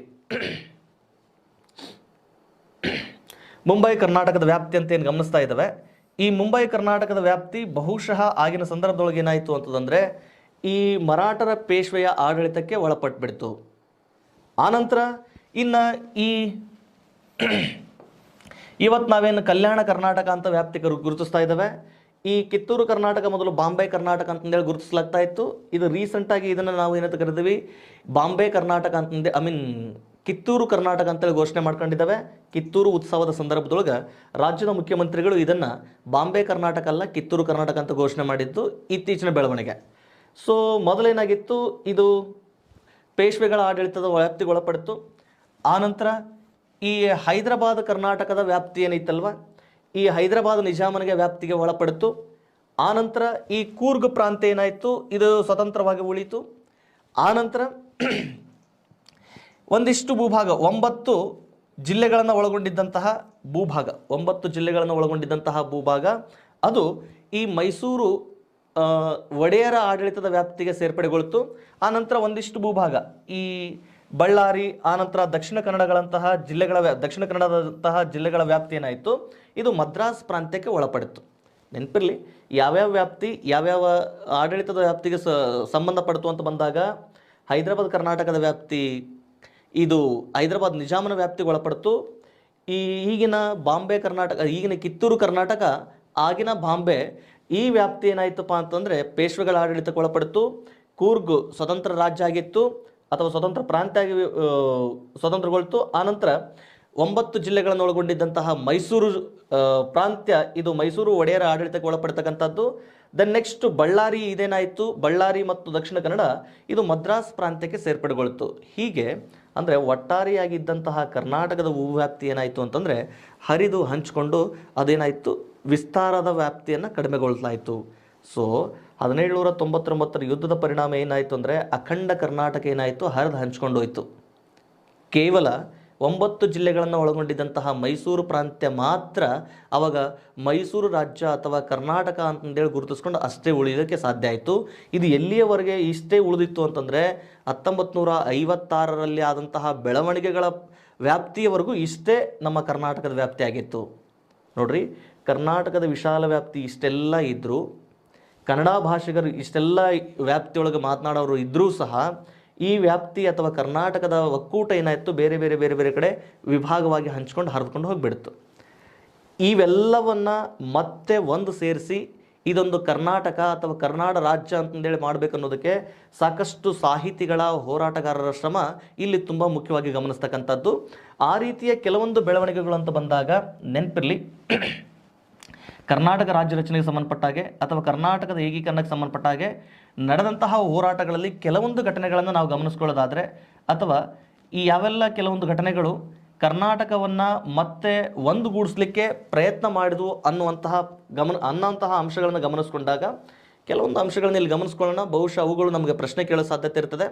ಅವುಗಳಲ್ಲಿ ಅತಿ ಪ್ರಮುಖ ಪ್ರಯತ್ನ ಅಂತ ಬಂದಾಗ 1890ರಲ್ಲಿ ಧಾರವಾಡದಲ್ಲಿ ಇಲ್ಲಿ ವಿದ್ಯಾವರ್ಧಕ ಸಂಘವನ್ನು ಸ್ಥಾಪನೆ ಮಾಡಿತ್ತು. ನೆನಪಿರಲಿ, ಎಷ್ಟರಲ್ಲಿ ವಿದ್ಯಾವರ್ಧಕ ಸಂಘ ಅಂತ ಬಂದಾಗ ಇದು ವಿದ್ಯಾವರ್ಧಕ ಸಂಘ ಇದನ್ನು ಎಷ್ಟರಲ್ಲಿ ಸ್ಥಾಪನೆ ಮಾಡಿದ್ದು ಅಂತಂದರೆ 1890ರೊಳಗೆ. ಇದು ರಾಹಾ ದೇಶಪಾಂಡೆ ಅವರ ನೇತೃತ್ವದಲ್ಲಿ, ರಾಹಾ ದೇಶಪಾಂಡೆ ಅಥವಾ RH ದೇಶಪಾಂಡೆರವರ ನೇತೃತ್ವದೊಳಗೆ ವಿದ್ಯಾವರ್ಧಕ ಸಂಘ ನಿರ್ಮಾಣಗೊಳ್ಳುತ್ತದೆ. ಈ ವಿದ್ಯಾವರ್ಧಕ ಸಂಘದ ಸ್ಥಾಪನೆಯ ಉದ್ದೇಶ ಏನಾಗಿತ್ತು ಅಂತಂದರೆ ಸಾಹಿತಿಗಳನ್ನೆಲ್ಲ ನಾವು ಒಂದುಗೂಡಿಸಬೇಕು, ಆ ಸಾಹಿತ್ಯದ ಮೇಲೆ ಭಾಷಾಭಿಮಾನವನ್ನು ಪ್ರೇರೇಪಿಸಬೇಕು, ಆ ಮೂಲಕ ಕನ್ನಡ ಭಾಷಿಗರನ್ನು ಕರ್ನಾಟಕ ಏಕೀಕರಣದ ಹೋರಾಟಕ್ಕೆ ಅವರನ್ನು ಪ್ರಚೋದಿಸಬೇಕು ಎನ್ನುವಂತಹ ಆಧಾರವಿಟ್ಕೊಂಡು ಇಲ್ಲೇನಾಯಿತು, 1890ರೊಳಗೆ ಧಾರವಾಡದಲ್ಲಿ ವಿದ್ಯಾವರ್ಧಕ ಸಂಘ ಪ್ರಾರಂಭವಾಯಿತು. ಇದು ಅಖಂಡ ಕರ್ನಾಟಕವನ್ನು ಮತ್ತೆ ಒಂದುಗೂಡಿಸಬೇಕು ಎನ್ನುವಂತಹ ಹೋರಾಟಗಳಲ್ಲಿ ಇದು ಅತೀ ಪ್ರಮುಖವಾಗಿರುವಂತಹ ಅಂಶ. ಇದನ್ನು ಇಟ್ಕೊಂಡು ನಮಗೆ ಪ್ರಶ್ನೆ ಕೇಳ್ತಾನೆ, ವಿದ್ಯಾವರ್ಧಕ ಸಂಘ ಎಷ್ಟರಲ್ಲಿ ಪ್ರಾರಂಭ ಆಯಿತು ಅಂತ ಕೇಳ್ತಾನೆ, ವಿದ್ಯಾವರ್ಧಕ ಸಂಘ ಎಲ್ಲಿ ನಿರ್ಮಾಣಗೊಂಡಿದೆ ಅಂತ ಕೇಳ್ತಾನೆ. ಈ ವಿದ್ಯಾವರ್ಧಕ ಸಂಘ ನಿರ್ಮಾಣಗೊಂಡಿರೋದು ಇದು ಧಾರವಾಡದಲ್ಲಿ ನಿರ್ಮಾಣಗೊಂಡಿದೆ. ಇದು ಇವತ್ತಿಗೂ ಕೂಡ ತುಂಬ ಹೆಚ್ಚು ಕ್ರಿಯಾಶೀಲವಾಗಿರುವಂತಹ ಕನ್ನಡ ಉಳಿವಿನ ಅತಿ ದೊಡ್ಡ ಪ್ರಮುಖ ಸಂಸ್ಥೆ ಅಂತ ಬಂದಾಗ ದಟ್ ಈಸ್ ವಿದ್ಯಾವರ್ಧಕ ಸಂಘ. ಅದು ಇವತ್ತಿಗೂ ಕೂಡ ಹೆಚ್ಚು ಕ್ರಿಯಾಶೀಲವಾಗಿರುವಂತಹ ಸಂಸ್ಥೆ. ಓಕೆ, ಸೊ ಇದು ಧಾರವಾಡದಲ್ಲಿ ವಿದ್ಯಾವರ್ಧಕ ಸಂಘ ಯಾರಿಂದ ನಿರ್ಮಾಣಲ್ಪಡ್ತು ಅಂತ ಬಂದಾಗ ರಾಹಾ ದೇಶಪಾಂಡೆ ಅವರ ನೇತೃತ್ವದೊಳಗೆ ನಿರ್ಮಾಣ ಆಗಿತ್ತು. ಇದರ ಉದ್ದೇಶ ಏಕೀಕರಣವೇ ಆಗಿರ್ತಕ್ಕಂಥದ್ದು. ದೆನ್ ನೆಕ್ಸ್ಟ್ ಸರ್ 1890 ಘಟನೆ ಆದಮೇಲೆ ಕರ್ನಾಟಕದ ಏಕೀಕರಣಕ್ಕೆ ಸಂಬಂಧಪಟ್ಟಂತಹ ಮತ್ತೊಂದಷ್ಟು ಒಳ್ಳೆಯ ಘಟನೆ ಅಂತ ಬಂದಾಗ ದಟ್ ಈಸ್ 1915ರಲ್ಲಿ ಇಲ್ಲಿ ಕರ್ನಾಟಕ ಸಾಹಿತ್ಯ ಪರಿಷತ್ತನ್ನು ನಿರ್ಮಾಣ ಮಾಡಿದ್ದು. ನೆನಪಿರಲಿ, ಇದು ಕನ್ನಡ ಸಾಹಿತ್ಯ ಪರಿಷತ್ ಏನೈತಲ್ಲ ಅದು ನಿರ್ಮಾಣಗೊಂಡಾಗ ಏನಾಗಿತ್ತು ಅಂತಂದರೆ ಫಸ್ಟ್ ಕರ್ನಾಟಕ ಸಾಹಿತ್ಯ ಪರಿಷತ್ ಆಯಿತು. ಆನಂತರ 1930 ಸಂದರ್ಭ ಅಥವಾ 1930-31 ಸಂದರ್ಭದೊಳಗೆ ಏನಾಯಿತು ಅಂತಂದರೆ ಅದು ಕನ್ನಡ ಸಾಹಿತ್ಯ ಪರಿಷತ್ತಾಗಿ ಮತ್ತೆ ಬದಲಾವಣೆಗೊಳ್ತು. ಆದರೆ ಅದು ಫಸ್ಟ್ ಸ್ಟಾರ್ಟ್ ಆಗಿದ್ದೇನಪ್ಪ ಅಂತಂದರೆ ಕರ್ನಾಟಕ ಸಾಹಿತ್ಯ ಪರಿಷತ್ತು. ದೆನ್ ನೆಕ್ಸ್ಟ್ ಅದೇನಾಯಿತು ಅಂದರೆ ಕನ್ನಡ ಸಾಹಿತ್ಯ ಪರಿಷತ್ತಾಗಿ ಮತ್ತೆ ತನ್ನ ಹೆಸರನ್ನು ಬದಲಾಯಿಸ್ಕೊಳ್ತು. ನೆನ್ಪಿಟ್ಕೊಳ್ಳಿ, ಈ ಕನ್ನಡ ಸಾಹಿತ್ಯ ಪರಿಷತ್ ಅಥವಾ ಕರ್ನಾಟಕ ಸಾಹಿತ್ಯ ಪರಿಷತ್ತು ಎಷ್ಟರಲ್ಲಿ ಸ್ಥಾಪನೆ ಆಗಿತ್ತು ಅಂತಂದರೆ 1915ರಲ್ಲಿ. ಇದನ್ನ ಸ್ಥಾಪನೆ ಮಾಡಲಿಕ್ಕೆ ಆರ್ಥಿಕ ನೆರವು ನೀಡಿದವರು ಅಂತಂದರೆ ನಾಲ್ವಡಿ ಕೃಷ್ಣರಾಜ ಒಡೆಯರು. ನೆನಪಿರಲಿ, ನಾಲ್ವಡಿ ಕೃಷ್ಣರಾಜ ಒಡೆಯರ ಆರ್ಥಿಕ ನೆರವಿನಲ್ಲಿ ಸರ್ ಎಂ ವಿಶ್ವೇಶ್ವರಯ್ಯನವರು ಬೆಂಗಳೂರಿನಲ್ಲಿ, ನೆನಪಿರಲಿ ಎಲ್ಲಿ ಸರ್, ಬೆಂಗಳೂರಿನೊಳಗೆ ಈ ಕರ್ನಾಟಕ ಸಾಹಿತ್ಯ ಪರಿಷತ್ತನ್ನು ನಿರ್ಮಾಣ ಮಾಡಿದರು. ನೆನಪಿರಲಿ, ಕರ್ನಾಟಕ ಸಾಹಿತ್ಯ ಪರಿಷತ್ ಇರೋದು ಬೆಂಗಳೂರು, ವಿದ್ಯಾವರ್ಧಕ ಸಂಘ ಇರೋದು ಧಾರವಾಡ. ಇವು ಸ್ವಲ್ಪ ನೆನ್ಪಿಟ್ಕೊಳ್ಳಿಕ್ಕೆ ಸಾಧ್ಯ ಆಗಲಿ. ಓಕೆನಾ. ಇದು ನಿರ್ಮಾಣ ಮಾಡಿದವರು ಅಂತ ಬಂದಾಗ ಸುಮಾರು ಸಲ ಪ್ರಶ್ನೆ ಕೇಳಿದಾನೆ, ಕನ್ನಡ ಸಾಹಿತ್ಯ ಪರಿಷತ್ನ ಸ್ಥಾಪನೆ ಮಾಡಿದವರು ಅಂತ ಕೇಳಿದಾಗ ಸರ್ ಎಂ ವಿಶ್ವೇಶ್ವರಯ್ಯನವರು. ಬಟ್ ಇಲ್ಲಿ ಸ್ವಲ್ಪ ವಿವಾದ ಏನು ಗಮನಿಸಬೇಕು ಅಂತಂದರೆ ಈ ಸಾಹಿತ್ಯ ಪರಿಷತ್ ನಿರ್ಮಾಣಕ್ಕೆ ಆರ್ಥಿಕ ನೆರವು ನೀಡಿದವರು ನಾಲ್ವಡಿ ಕೃಷ್ಣರಾಜ ಒಡೆಯರು ಅಂತಂದೇಳಿ. ಹೀಗಾಗಿ ಕೆಲವರು ಅಭಿಪ್ರಾಯ ಪಡ್ತಾರೆ ಸಾಹಿತ್ಯ ಪರಿಷತ್ನ ಸ್ಥಾಪನೆ ಈ ಕೃಷ್ಣರಾಜ ಒಡೆಯರೇ ಅಂತಂದು ಹೇಳ್ತಾರೆ. ಇಲ್ಲ, ಅದರ ಸ್ಥಾಪನೆಯ ನೇತೃತ್ವ ವಿಶ್ವೇಶ್ವರಯ್ಯನವರು ವಹಿಸ್ಕೊಂಡಿದ್ದರಿಂದ ವಿಶ್ವೇಶ್ವರಯ್ಯನವರು ಸ್ಥಾಪನೆ ಮಾಡಿದ್ರು ಅಂತಂದೇಳಿ ಗಮನಿಸ್ತೇವೆ. ನೀವೆಲ್ಲ ಈ ಸೂಕ್ಷ್ಮತೆಯನ್ನು ಗಮನಿಸಬೇಕು. ನಾಳೆ ನಮಗೇನು ಪ್ರಶ್ನೆ ಕೇಳ್ತಾನೋ ಅದರ ಆಧಾರದ ಮೇಲೆ ಉತ್ತರ ಕೊಡಲಿಕ್ಕೆ ಪ್ರಯತ್ನ ಮಾಡಿರಿ. ಕನ್ನಡ ಸಾಹಿತ್ಯ ಪರಿಷತ್ತು ಸ್ಥಾಪನೆ ಆಗಿದ್ದು ವಿಶ್ವೇಶ್ವರಯ್ಯನವರಿಂದ ಸ್ಥಾಪನೆ ಆಯಿತು. ಅದಕ್ಕೆ ಆರ್ಥಿಕ ನೆರವು ಅಂತ ಬಂದಾಗ ನಾಲ್ವಡಿ ಕೃಷ್ಣರಾಜ ಒಡೆಯರು. ಸರಿ, ಹಾಗಾದರೆ ಇದ್ರ ಕೆಲಸ ಏನಾಗಿತ್ತು? ಇದ್ರ ಕೆಲಸ ನಾವು ಇವತ್ತೆಲ್ಲ ಗಮನಿಸ್ತಾ ಇದ್ದಾವೆ. ಪ್ರಮುಖ ಸಾಹಿತ್ಯ ಸಮ್ಮೇಳನಗಳನ್ನು ಆಯೋಜನೆ ಮಾಡ್ತಕ್ಕಂಥದ್ದು. ನೆನಪಿರಲಿ, ಈ ಕನ್ನಡ ಸಾಹಿತ್ಯ ಪರಿಷತ್ತು ಕರ್ನಾಟಕ ರಾಜ್ಯ, ಅಖಂಡ ರಾಜ್ಯ ಅಥವಾ ಸ್ವತಂತ್ರ ಭಾರತಕ್ಕಿಂತನೂ ಮುಂಚೆ ಎಲ್ಲೆಲ್ಲಿ ಕರ್ನಾಟಕವನ್ನು ಅಥವಾ ಕನ್ನಡವನ್ನು ಮಾತನಾಡ್ತಕ್ಕಂಥವ್ರು ಎಲ್ಲೆಲ್ಲಿದ್ದಾರೋ ಬಹುಶಃ ಅಲ್ಲೆಲ್ಲ ಕನ್ನಡ ಭಾಷೆಯನ್ನು ಪ್ರಚೋದಿಸುವುದಕ್ಕೋಸ್ಕರ ಕೇವಲ ಕರ್ನಾಟಕದ ಗಡಿ ಅಂತಲ್ಲ, ಕರ್ನಾಟಕದ ಗಡಿಯನ್ನು ಹೊರತುಪಡಿಸಿ ಈ ಸ್ವತಂತ್ರ ಭಾರತಕ್ಕಿಂತ ಪೂರ್ವದೊಳಗೆ ಬೇರೆ ಕಡೆ ಅಥವಾ ಬೇರೆ ರಾಜ್ಯಗಳಲ್ಲಿಯೂ ಕೂಡ ಏನಾಗಿದ್ದಾವೆ ಸಾಹಿತ್ಯ ಸಮ್ಮೇಳನಗಳು ಆಯೋಜನೆಗೊಂಡಿದ್ದಾವೆ. ಬಾಂಬೆದಲ್ಲಿ ಸಾಹಿತ್ಯ ಸಮ್ಮೇಳನ ಆಯೋಜನೆ ಆಗಿದೆ, ಹೈದರಾಬಾದ್ನಲ್ಲಿ ಸಾಹಿತ್ಯ ಸಮ್ಮೇಳನ ಆಯೋಜನೆ ಆಗಿದೆ. ಆನಂತರ ಈ ಥರ ಕನ್ನಡ ಭಾಷಿಗರು ಎಲ್ಲೆಲ್ಲಿ ಹೆಚ್ಚಾಗಿದ್ದಾರೋ ಅದರ ಆಧಾರದ ಮೇಲೆ ಇದೇನು ಮಾಡಿತ್ತು, ಸಾಹಿತ್ಯ ಸಮ್ಮೇಳನಗಳನ್ನು ಆಯೋಜಿಸಿತು. ಆ ಮೂಲಕ ಈ ಭಾಷಾ ಪ್ರೇಮ ಮತ್ತು ಸಾಹಿತ್ಯ ಪ್ರೇಮವನ್ನು ಪ್ರಚೋದಿಸೋದ್ರ ಮೂಲಕ ಮತ್ತೆ ಹೋರಾಟಕ್ಕೆ ಪ್ರೇರೇಪಣೆಯನ್ನು ನೀಡತಕ್ಕಂಥದ್ದು. ಆ ವ್ಯಾಪ್ತಿಯೊಳಗೆ ಈ ಕನ್ನಡ ಸಾಹಿತ್ಯ ಪರಿಷತ್ತಿನ ಮೊದಲ ಅಧ್ಯಕ್ಷರು ಅಂತ ಬಂದಾಗ, ಕನ್ನಡ ಸಾಹಿತ್ಯ ಪರಿಷತ್ತಿನ ಮೊದಲ ಅಧ್ಯಕ್ಷರು ನಿಮಗೆ ಗೊತ್ತಿದೆ. ಕನ್ನಡ ಸಾಹಿತ್ಯ ಪರಿಷತ್ತಿನ ಮೊದಲ ಅಧ್ಯಕ್ಷರು ಯಾರಪ್ಪ ಅಂತಂದರೆ ಎಚ್ ವಿ ನಂಜುಂಡಯ್ಯ ಅಂಥೇಳಿ. ಯಾರು ಸರ್? H V Nanjundaiah. ಇವರು ಕನ್ನಡ ಸಾಹಿತ್ಯ ಪರಿಷತ್ತಿನ ಮೊದಲ ಅಧ್ಯಕ್ಷರು. ನಿಮಗೊಂದು ಹೋಮ್ವರ್ಕ್ ಇದೆ ಸರ್, ಎಲ್ಲ ಸ್ಪರ್ಧಾಕಾಂಕ್ಷಿಗಳಿಗೆ ಹೋಮ್ವರ್ಕ್ ಇದೆ. ಯಾಕಂದರೆ ಇತ್ತೀಚೆಗೆ ನಾವು ಕನ್ನಡ ಸಾಹಿತ್ಯ ಪರಿಷತ್ತಿನ ಅಧ್ಯಕ್ಷರನ್ನ ಬದಲಾವಣೆ ಮಾಡ್ಕೊಂಡಿದ್ದಾವೆ. ಆ ಅಧ್ಯಕ್ಷರು ಯಾರು ಅನ್ನುವಂಥದ್ದನ್ನು ಸ್ವಲ್ಪ ನೀವು ನೋಡಿಟ್ಕೊಳ್ಳಿಕ್ಕೆ ಸಾಧ್ಯ ಆಗಿಲ್ಲ. ಅದೊಂದು ಹೋಮ್ವರ್ಕ್ ನಿಮಗೆ ಈ ಮೂಲಕ. ಓಕೆನಾ? ಎಸ್, ಈ ಕನ್ನಡ ಸಾಹಿತ್ಯ ಪರಿಷತ್ತಿನ ಮೊದಲ ಅಧ್ಯಕ್ಷರು ಯಾರಪ್ಪ ಅಂತಂದರೆ ಎಚ್ ವಿ ನಂಜುಂಡಯ್ಯ.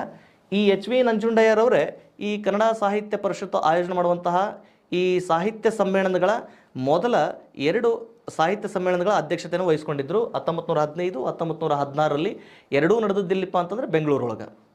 ಎಸ್, ಒಂದು ಸ್ವಲ್ಪ ಇದನ್ನು ಆಧಾರವಾಗಿ ಇಟ್ಕೊಂಡು ಒಂದು ಸ್ವಲ್ಪ ಇತ್ತೀಚಿನ ಬೆಳವಣಿಗೆಗಳನ್ನು ಸಾಹಿತ್ಯ ಸಮ್ಮೇಳನಕ್ಕೆ ಸಂಬಂಧಪಟ್ಟಾಗ ಒಂದಿಟ್ಟು ಗಮನಿಸ್ಕೊಳ್ಳೋದಾದರೆ, ಆದ್ಮೇಲೆ ಈಗ 86ನೇ ಸಮ್ಮೇಳನ ನಡೀಬೇಕಾಗಿತ್ತು.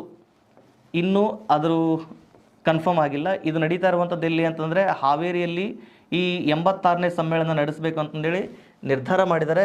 ಇದಕ್ಕೆ ಅಧ್ಯಕ್ಷರನ್ನಾಗಿ ದೊಡ್ಡರಂಗೇಗೌಡರವರನ್ನು ಕೂಡ ಆಯ್ಕೆ ಮಾಡ್ಕೊಳ್ಳಾಗ್ಯದ. ಯಾರನ್ನು? ದೊಡ್ಡರಂಗೇಗೌಡರವರನ್ನು. ಇದನ್ನು ಬಹುಶಃ ಮುಂದಿನ ಎಕ್ಸಾಮ್ಗಳಲ್ಲಿ ಪ್ರಶ್ನೆ ಕೇಳೋ ಸಾಧ್ಯತೆ ಇರ್ತದೆ. ನೆನ್ಪಿಟ್ಕೊಳ್ಳಿ, ಈ 86ನೇ ಸಾಹಿತ್ಯ ಸಮ್ಮೇಳನದ ಎಲ್ಲಿ ನಡೀತಾ ಇದೆ? ಹಾವೇರಿಯಲ್ಲಿ ನಡೀತಾ ಇದೆ. ಇದರ ಅಧ್ಯಕ್ಷತೆಯನ್ನು ಯಾರು ವಹಿಸ್ಕೊಳ್ತಾ ಇದ್ದಾರೆ ಅಂತಂದರೆ ದೊಡ್ಡರಂಗೇಗೌಡರವರು ಅಧ್ಯಕ್ಷತೆಯನ್ನು ವಹಿಸ್ಕೊಳ್ತಾ ಇದ್ದಾರೆ. ಇದಕ್ಕಿಂತ ಹಿಂದಿನ ಒಂದಿಷ್ಟು ಗಮನಿಸ್ಕೊಳ್ಳೋಣ. 85ನೇ ಸಮ್ಮೇಳನ 85ನೇ ಸಮ್ಮೇಳನ ಎಲ್ಲಿ ಆಯೋಜನೆಗೊಂಡಿರ್ತಕ್ಕಂಥದ್ದು ಸರ್? ಇದು ಎಲ್ಲಿಪ್ಪ ಅಂತಂದರೆ ಕಲಬುರಗಿ ಒಳಗೆ ಆಯೋಜನೆಗೊಂಡಿತ್ತು. ಕಲಬುರಗಿ ಒಳಗೆ ಆಯೋಜನೆಗೊಂಡಿತ್ತು. ಆನಂತರ 84ನೇ ಸಮ್ಮೇಳನ 84ನೇ ಸಮ್ಮೇಳನ ಇದು ಆಯೋಜನೆಗೊಂಡಿದ್ದೆಲ್ಲಿ ಅಂತ ಬಂದಾಗ ಇದು ಇಲ್ಲೇ ಧಾರವಾಡದಲ್ಲೇ ಆಯೋಜನೆಗೊಂಡಿತ್ತು. 84ನೇ ಸಮ್ಮೇಳನ ಇಲ್ಲಿ ಸರ್ ಧಾರವಾಡ. ನಮಗೆ ಇದ್ರ ಮೇಲೆ ಪ್ರಶ್ನೆ ಕೇಳಿದ್ದಾನೆ ಏನಂತ, ಈ KS ಪ್ರಿಲಿಮ್ಸ್ 2020ರ ಈ ಆಗಸ್ಟ್ ತಿಂಗಳಲ್ಲಿ ನಡೆದಂತಹ ಪ್ರಿಲಿಮ್ಸ್ ಎಕ್ಸಾಮ್ಗಳಲ್ಲಿ ಕೇಳಿದಂಥ ಪ್ರಶ್ನೆ 84ನೇ ಸಾಹಿತ್ಯ ಸಮ್ಮೇಳನ ಆಯೋಜನೆಗೊಂಡಿದ್ದು ಅಂತ ಪ್ರಶ್ನೆ ಕೇಳಿದ್ದಾನೆ. ಸೊ 84ನೇ ಸಾಹಿತ್ಯ ಸಮ್ಮೇಳನ ಆಯೋಜನೆಗೊಂಡಿದ್ದೆಲ್ಲಿ ಅಂತಂದರೆ ದಟ್ ಈಸ್ ಇನ್ ಧಾರವಾಡ. ಓಕೆನಾ? ಸೊ 85ನೇದು ಕಲಬುರಗಿ, 84ನೇದು ಧಾರವಾಡ. ಇಲ್ಲಿ HS ಅಥವಾ HC ವೆಂಕಟೇಶ್ ಮೂರ್ತಿ ಅವರು, ಯಾರು ಸರ್? HS ವೆಂಕಟೇಶ್ ಮೂರ್ತಿ ಇವರು ಇಲ್ಲಿ ಸಾಹಿತ್ಯ ಸಮ್ಮೇಳನದ ಅಧ್ಯಕ್ಷತೆಯನ್ನು ವಹಿಸ್ಕೊಂಡಿದ್ರು. ಇಲ್ಲಿ ಚಂದ್ರಶೇಖರ್ ಕಂಬಾರ್ ಅವರು ಈ ಧಾರವಾಡದ ಸಾಹಿತ್ಯ ಸಮ್ಮೇಳನದ ಅಧ್ಯಕ್ಷತೆಯನ್ನು ವಹಿಸ್ಕೊಂಡಿದ್ರು. ಆನಂತರ 83ನೇದು ಎಲ್ಲಿ ಆಯೋಜನೆಗೊಂಡಿತ್ತು ಅಂತಂದರೆ ಮೈಸೂರಲ್ಲೇ ಆಯೋಜನೆಗೊಂಡಿತ್ತು. ನೆನಪಿರಲಿ, 83ನೇದು ಮೈಸೂರಲ್ಲಿ ಆಯೋಜನೆಗೊಂಡಿತ್ತು. ಈ ಮೈಸೂರಲ್ಲಿ ಆಯೋಜನೆಗೊಂಡಿದ್ದಂತಹ ಸಾಹಿತ್ಯ ಸಮ್ಮೇಳನದ ಅಧ್ಯಕ್ಷತೆ ಯಾರಾಗಿತ್ತು ಅಂತಂದರೆ ಚಂದ್ರಶೇಖರ್ ಪಾಟೀಲ್ರವರು.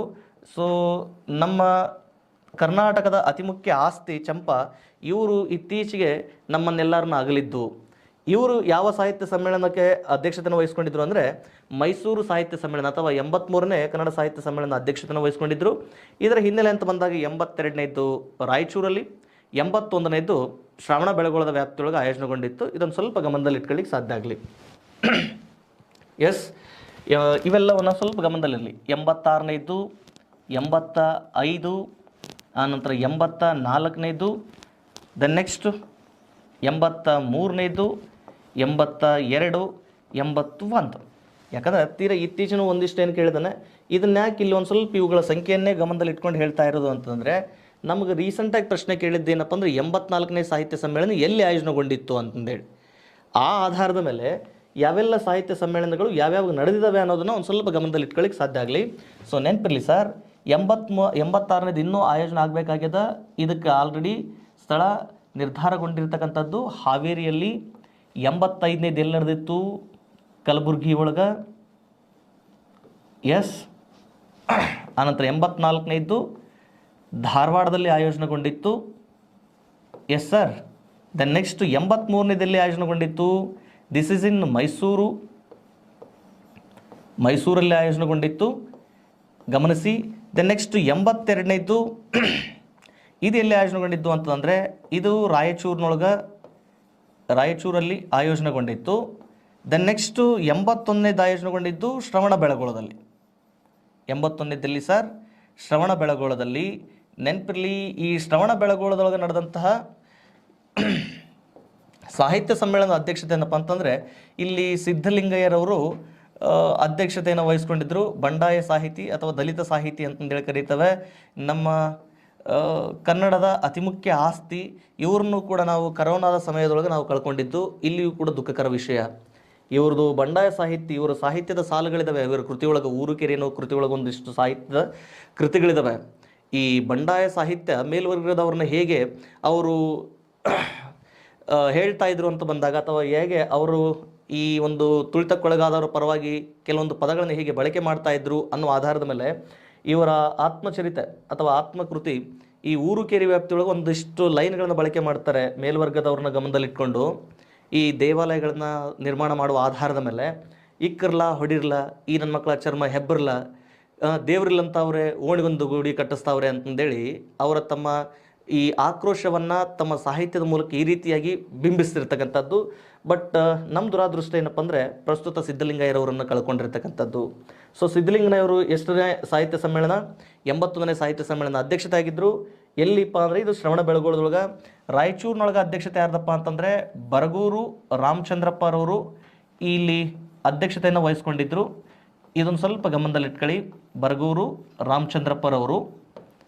ದೆನ್ ನೆಕ್ಸ್ಟ್ ಮೈಸೂರಲ್ಲಿ ಚಂದ್ರಶೇಖರ್ ಪಾಟೀಲ್. ದೆನ್ ಧಾರವಾಡದಲ್ಲಿ ಚಂದ್ರಶೇಖರ್ ಕಂಬಾರ್ರವರು. ಕಲಬುರ್ಗಿ ಒಳಗೆ HS ವೆಂಕಟೇಶ್ ಮೂರ್ತಿರವರು ಅಧ್ಯಕ್ಷತೆಯನ್ನು ವಹಿಸ್ಕೊಂಡಿರ್ತಕ್ಕಂಥದ್ದು. ಅನಂತರ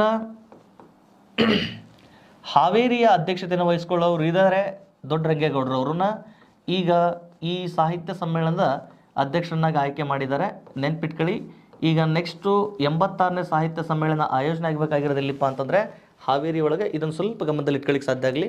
ನಿಮ್ಮ ಮುಂದಿನ ದಿನಮಾನಗಳಲ್ಲಿ ಬಹುಶಃ ಹಿಂಗೆ ಕೊಟ್ಬಿಡ್ತಾನೆ ಇದನ್ನು ಸಾಹಿತ್ಯ ಸಮ್ಮೇಳನಗಳು ನಡೆದಂತಹ ಸ್ಥಳ, ಸಾಹಿತ್ಯ ಸಮ್ಮೇಳನಗಳ ಅಧ್ಯಕ್ಷರು ಯಾರ್ಯಾರಾಗಿದ್ದರು ಅನ್ನುವಂಥ ಆಧಾರದ ಮೇಲೆ ಇವುಗಳನ್ನ ಇಟ್ಕೊಂಡು ಹೊಂದಿಸಿ ಬರೆಯಲಿಕ್ಕದ ಪ್ರಶ್ನೆ ಕೇಳ್ಬೋದು.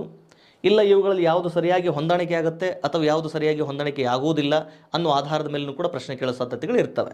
ಇದನ್ನು ಯಾಕೆ ಇಲ್ಲಿ ಚರ್ಚೆ ಮಾಡಿದ್ದು ಅಂತಂದರೆ, ಈಗ ನಾವು ಸಾಹಿತ್ಯ ಸಮ್ಮೇಳನ ಅಥವಾ ಸಾಹಿತ್ಯ ಪರಿಷತ್ತು ನಿರ್ಮಾಣಗೊಳ್ಳುವ ಆಧಾರವನ್ನು ಇಟ್ಕೊಂಡು ಇವತ್ತಿನ ಒಂದಿಷ್ಟು ಬೆಳವಣಿಗೆಗಳನ್ನು ಈ ಮೂಲಕ ಗಮನಿಸ್ಕೊಳ್ಳಿಕ್ಕೆ ಪ್ರಯತ್ನ ಮಾಡಿದ್ದಾವೆ. ಅದಾದಮೇಲೆ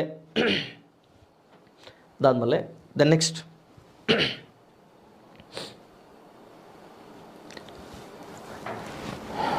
ಎಸ್, ಈಗ ಇಲ್ಲಿ 1890 ವಿದ್ಯಾವರ್ಧಕ ಸಂಘ, 1915 ಇಲ್ಲಿ ಕನ್ನಡ ಸಾಹಿತ್ಯ ಪರಿಷತ್ತು ನಿರ್ಮಾಣಗೊಂಡಿರ್ತಕ್ಕಂಥದ್ದು. ಅದಾದಮೇಲೆ ಸರ್ 1916ರಲ್ಲಿ ಮತ್ತೆ ಈ ಏಕೀಕರಣದ ಪ್ರಮುಖ ಹಂತಗಳಂತ ಬಂದಾಗ 1916ರಲ್ಲಿ ಇಲ್ಲೇನಾಗ್ತದೆ, ಆಲೂರು ವೆಂಕಟರಾಯರ ನೇತೃತ್ವದೊಳಗೆ ಇಲ್ಲಿ ಕರ್ನಾಟಕ ಸಭಾ ಅಂತ ಹೇಳಿ ನೆನಪಿರಲಿ. ಯಾವುದು? ಕರ್ನಾಟಕ ಸಭಾ. ಇದು ನಿರ್ಮಾಣಗೊಳ್ತದೆ, ನೆನ್ಪಿಟ್ಕೊಳ್ಳಿ. ಯಾವುದು? ಕರ್ನಾಟಕ ಸಭಾ. ಯಾರ ನೇತೃತ್ವದೊಳಗೆ ಅಂತಂದರೆ ಆಲೂರು ವೆಂಕಟರಾಯರವರ ನೇತೃತ್ವದೊಳಗೆ 1916ರಲ್ಲಿ ಕರ್ನಾಟಕ ಸಭಾ ನಿರ್ಮಾಣಗೊಳ್ತು. ಈ ಕರ್ನಾಟಕ ಸಭಾನು ಕೂಡ ಎಲ್ಲಿ ನಿರ್ಮಾಣಗೊಳ್ತು ಅಂತಂದರೆ ಇದು ಕೂಡ ಧಾರವಾಡದಲ್ಲಿ ನಿರ್ಮಾಣಗೊಂಡಿರ್ತಕ್ಕಂಥದ್ದು. ಇದನ್ನು ಸ್ವಲ್ಪ ನೆನ್ಪಿಟ್ಕೊಳ್ಳಿಕ್ಕೆ ಸಾಧ್ಯ ಆಗಲಿ. ಕರ್ನಾಟಕ ಸಭಾ ಯಾರಿಂದ ನಿರ್ಮಾಣಗೊಳ್ತು, ಎಷ್ಟರಲ್ಲಿ ನಿರ್ಮಾಣಗೊಳ್ತು, ಇದಿರೋದೆಲ್ಲಿ ಅಂತಂದೇಳಿ.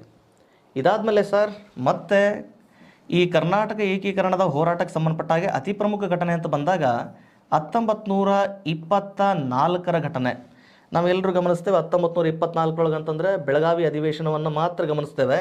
ಅದೇ ಅಧಿವೇಶನದ ಅದೇ ಸ್ಟೇಜ್ನಲ್ಲಿ ಅದಕ್ಕಿಂತನೂ ಮುಂಚೆ ಇಲ್ಲೇನಾಗ್ತದೆ, ಕನ್ನಡ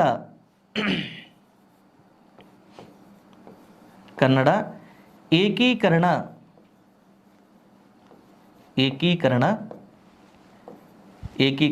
ಸಮ್ಮೇಳನ ಆಯೋಜನೆಗೊಳ್ತದೆ, ನೆನ್ಪಿಟ್ಕೊಳ್ಳಿಕ್ಕೆ ಸಾಧ್ಯ ಆಗಲಿ. ಕನ್ನಡ ಏಕೀಕರಣ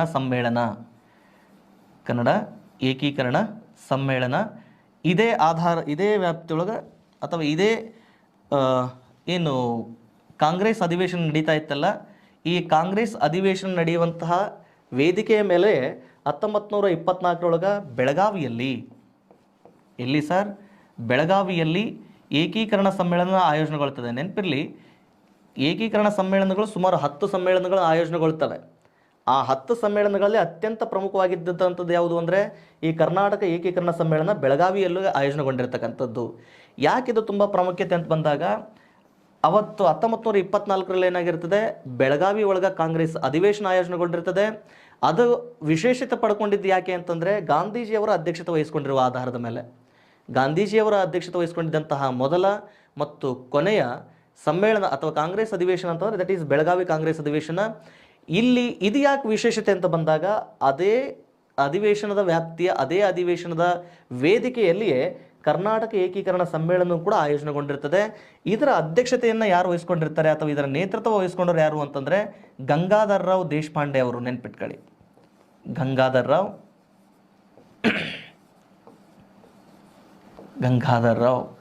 ದೇಶಪಾಂಡೆ ಇದರ ನೇತೃತ್ವವನ್ನು ವಹಿಸ್ಕೊಂಡಿರ್ತಾರೆ. ಎಲ್ಲಿ? ಇದರ ಬೆಳಗಾವಿಯಲ್ಲಿ ನಡೆದಂತಹ ಏಕೀಕರಣ ಸಮ್ಮೇಳನ ವ್ಯಾಪ್ತಿಗೆ ಸಂಬಂಧಪಟ್ಟ ಹಾಗೆ.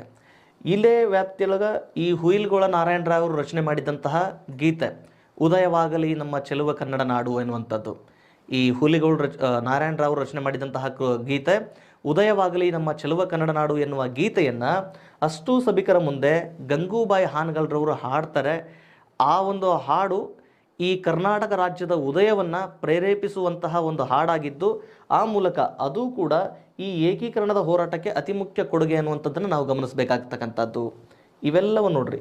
ಈ ಕರ್ನಾಟಕ ರಾಜ್ಯ ರಚನೆಗೆ ಸಂಬಂಧಪಟ್ಟಂತಹ ಅದರ ಹಿನ್ನೆಲೆ, ಆನಂತರ ರಾಜ್ಯ ರಚನೆಯಾದ ನಂತರ ಯಾವೆಲ್ಲ ಆನಂತರ ಈ 1799 ನಂತರ ಕರ್ನಾಟಕ ಹೇಗೆಲ್ಲ ಹಂಚ್ಕೊಂಡು ಹೋಯಿತು, ಕರ್ನಾಟಕ ರಾಜ್ಯವನ್ನು ಮತ್ತೆ ಹೊಂದುಗೂಡಿಸಬೇಕು ಎನ್ನುವಂತಹ ಹೋರಾಟಗಳಲ್ಲಿ ಅತಿ ಪ್ರಮುಖ ಘಟ್ಟಗಳು ಅಂತಂದರೆ ಇವನು ಸ್ವಲ್ಪ ಗಮನಿಸ್ತಕ್ಕಂಥದ್ದು. ಈ ನಂತರದ ಕೆಲವೊಂದು ಪ್ರಮುಖ ಘಟ್ಟಗಳಿದ್ದಾವೆ, ಆದರೆ ತುಂಬ ಪ್ರಮುಖ ಅನಿಸ್ತಕ್ಕಂಥದ್ದು ಮತ್ತು ಎಕ್ಸಾಮ್ನ ದೃಷ್ಟಿಕೋನದೊಳಗೆ ಗಮನದಲ್ಲಿಟ್ಕೊಳ್ಳೋದು ಅಂತಂದರೆ ಈ ಘಟನೆಗಳನ್ನು 1890 ವಿದ್ಯಾವರ್ಧಕ ಸಂಘ, ಆಮೇಲೆ 1915 ಕನ್ನಡ ಸಾಹಿತ್ಯ ಪರಿಷತ್ತು, 1916 ಕರ್ನಾಟಕ ಸಭಾ, 1924 ಕರ್ನಾಟಕ ಏಕೀಕರಣ ಸಮ್ಮೇಳನಗಳು. ಇವು ಎಲ್ಲೆಲ್ಲಿ ಆಯೋಜನೆಗೊಂಡಿದ್ದವು, ಯಾರ್ಯಾರು ನಿರ್ಮಾಣ ಮಾಡ್ಕೊಂಡು, ಯಾರ್ಯಾರ ನೇತೃತ್ವದೊಳಗೆ ಇವುಗಳು ಆಯೋಜನೆಗೊಂಡವು ಅನ್ನೋದನ್ನು ಸ್ವಲ್ಪ ನಾವು ಗಮನದಲ್ಲಿ ಇಟ್ಕೊಳ್ಳೋಕ್ಕೆ ಸಾಧ್ಯ ಆಗಬೇಕು. ಇದಾದಮೇಲೆ ಇಷ್ಟೆಲ್ಲ ಇದ್ದರೂ ಕೂಡ ಬಹುಶಃ ಎಷ್ಟೇ ಹೋರಾಟ ಆಗಿದ್ದರೂ ಕೂಡ ಭಾರತ ಸ್ವತಂತ್ರಗೊಳ್ಳೋದುವರೆಗೆ ಕರ್ನಾಟಕದ ಕನ್ನಡ ಭಾಷೆಯ ಅಸ್ಮಿತೆ ಉಳಿದಿದ್ದೆಲ್ಲಿ ಅಂತಂದರೆ ಈ 9 ಜಿಲ್ಲೆಗಳ ಒಳಗೊಂಡಂತಹ ಮೈಸೂರು ಭಾಗಕ್ಕೆ ಸಂಬಂಧಪಟ್ಟಂಥ ಭೂವ್ಯಾಪ್ತಿಯಲ್ಲಿ ಮಾತ್ರ. ಇಷ್ಟೆಲ್ಲ ವ್ಯಾಪ್ತಿಗಳ ನಡುವೆ ಮತ್ತಿಲ್ಲಿ ಸ್ವತಂತ್ರ ಹೋರಾಟ ಮುನ್ನೆಲೆಗೆ ಬರ್ತದೆ. ಆ ಸ್ವತಂತ್ರ ಹೋರಾಟದ ಮುನ್ನೆಲೆಯ ನಂತರ 1942 ಭಾರತ ಸ್ವತಂತ್ರಗೊಳ್ತದೆ. ಸ್ವತಂತ್ರ ನಂತರ ಮತ್ತೆ ಕರ್ನಾಟಕ ರಾಜ್ಯ ರಚನೆಗೆ ಸಂಬಂಧಪಟ್ಟಂತಹ ಹಂತಗಳೇನೆಲ್ಲ ಆದವು ಅನ್ನುವಂಥದ್ದು ಗಮನದಲ್ಲಿರಲಿ. 1947 ಭಾರತ ಸ್ವತಂತ್ರಗೊಳ್ತು.